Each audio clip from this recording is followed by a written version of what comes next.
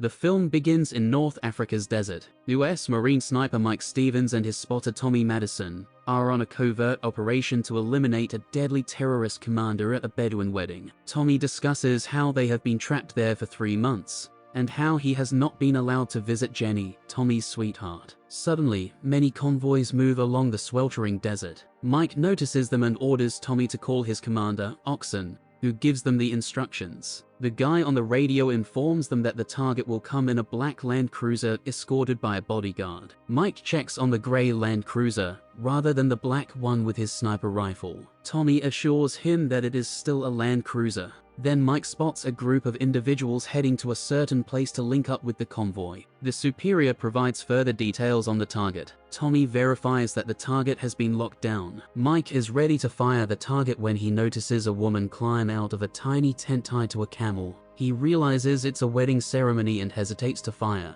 Mike doesn't have a clear shot, so Tommy notifies Oxen, but they are commanded to neutralize the target. Mike is still unsure whether the guy he is going to shoot is the target. Tommy directs him to fire at the target. He comes to a halt and shifts his stance, casting a glare off the sniper's sight. When one of the enemy's soldiers learns this, they start shooting bullets. The 2 US soldiers flee to safety. Tommy's GPS watch breaks as they leap down a sand slope. They flee and shelter in a nearby region, while the adversary pursues them. Tommy calls Oxen to get them out of there. Oxen inquires about their new location, but because his GPS is broken, he is unable to provide precise information. Mike fires at a cliff to distract the enemy while they glance about. As the opponents depart, they are alerted of an impending sandstorm, forcing them to escape, leaving Mike and Tommy behind. Seeking an emergency evacuation, the two are told to find their way to a settlement, where they may be picked up until the sandstorm has passed. As they travel through the scorching heat, Tommy informs Mike that he needs to contact his kid, since he has never missed a schedule phoning him. Tommy talks about his son and what they chat about. Mike remains silent throughout, and Tommy believes he is planning to propose to Jenny. Tommy informs him that things are difficult. Oxen assures them that they have not detected any guerrillas in their region,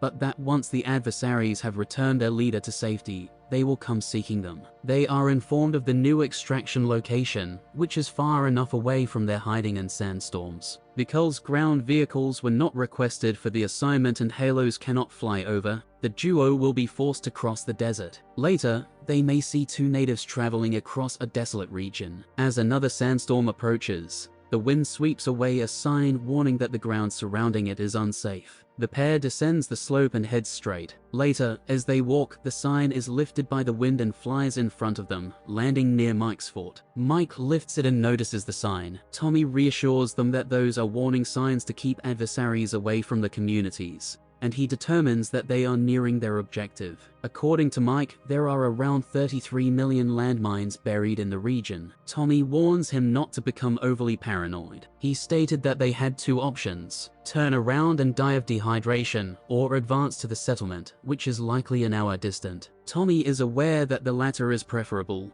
so he moves forward while Mike follows. Mike discovers a plastic soldier on the beach, and puts it in his pocket as they take a break. Gameplay Tommy is trembling as a result of dehydration and weariness. Mike hands his water bottle to his colleague. Tommy drinks from the canister while he handshakes. Tommy now continues after regaining some energy from drinking. Mike gently follows him and sees footsteps in the sand that point a certain way. Meanwhile, Tommy continues to walk backwards as he walks ahead, facing Mike. When Tommy steps on a landmine, it goes off. Mike summons Tommy, but it's too late. Mike takes a step forward and hears a click. Mike can only hear muted sounds as he witnesses a powerful explosion in front of him. Tommy is sprawled on the ground, his legs blasted off, screaming in agony. Mike, unable to take another step, asks Tommy to check the radio, but Tommy is unable to reach it due to his discomfort. Mike forces him to reach into his front pocket for the medication. He abandons them in agony. Mike urges him that he must contact his son. Tommy discovers that he has only lost his legs,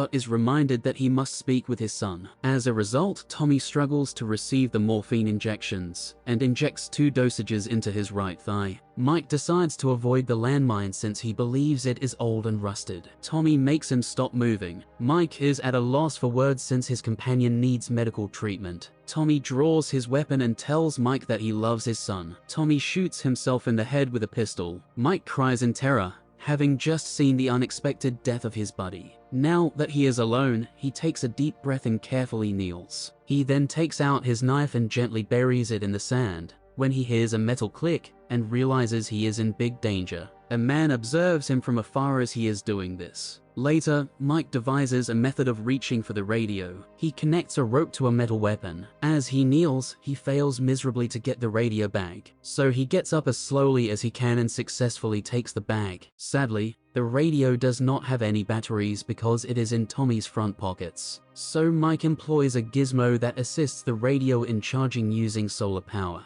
After many hours, the radio finally switches on. Mike attempts to call his supervisor and informs them that his companion has been killed in combat and that he is in serious condition and needs immediate assistance. When asked what the critical condition is, he informs them he stepped on a landmine. They then inquire about his mission status, which has failed. The superior informs him that he is 2 hours away from the settlement. They warn him that he would have to wait a few days before he can be rescued. Mike is notified that the enemy has held down a truck near the border. He assures him that if all goes well, he would be picked up in 52 hours. As a final option, the supervisor advises using the Schumann maneuver. Mike attempts to hear the instruction, but the frequency becomes distorted until the signal is lost. He is angered by the fact that he was left alone with no other options. He sets his watch alarm for 52 hours. Later, after he swallows the remaining energy bar, the rapper flies away in the other direction. He notices that a sandstorm is heading his way, so he swiftly puts on his kit and braces himself for the hit. He grabs on tight as the air rushes in. He survives what appears to be an hours-long sandstorm. He arrives to discover Tommy's body blown up closer to him. Mike apologizes to Tommy and pulls his corpse closer to him. He removes Tommy's hat and hides Tommy's face. Mike then searches through his pockets to fetch the batteries and discovers a photograph of Tommy's wife and son. He folds it carefully and tucks it back into his pocket. Mike then turns to seek the position of the radio, only to discover that it is several meters distant. He has 43 hours remaining on his watch and realizes he no longer has any water. He fires 2 shots into the sky and cries for rescue. He then chooses to put the pistol to his head and commit suicide. He runs across the same man who spotted him previously. They can communicate since the visitor speaks adequate English. Mike cautions him against taking any further steps since he is surrounded by landmines. The stranger inquires whether he is certain about the mines. Mike then gestures to his friend's body.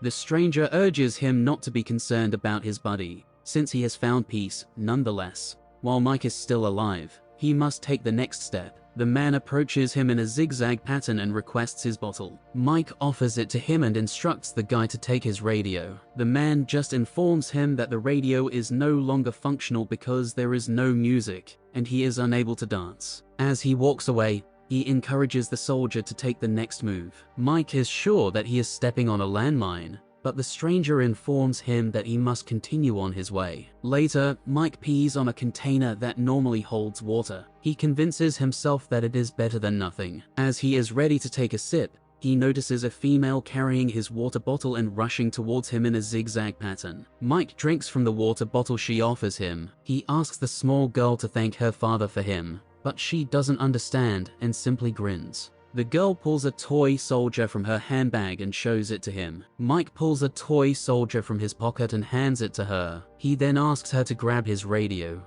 but she doesn't understand and returns to where she came from. That night, he hears a desert dog snarling near him. As a warning, he discharges his rifle into the air. He shines the torch towards the direction of the sound of Tommy's body being carried away. He then hears a snarling beast in front of him and attempts to kill it with his gun. With no more shots, he uses his handgun to shoot at the animal, which walks on a landmine and explodes. The next day, he wakes up to discover the stranger and congratulates him on his good fortune. Mike refuses to take the next step when the stranger asks for his name. Mike refers to him as a Berber, which translates as free guy. He says Mike is a lucky man for surviving nocturnal assaults by desert dogs, while keeping his foot in the same position. Exposed to the harsh climate of the desert, he faces both the psychological and physical consequences of the perilous predicament he is imprisoned in, reliving memories or hallucinating appearances of Tommy, his fiancée, his parents, and events from when he was a small child. The Berber pays Mike another visit.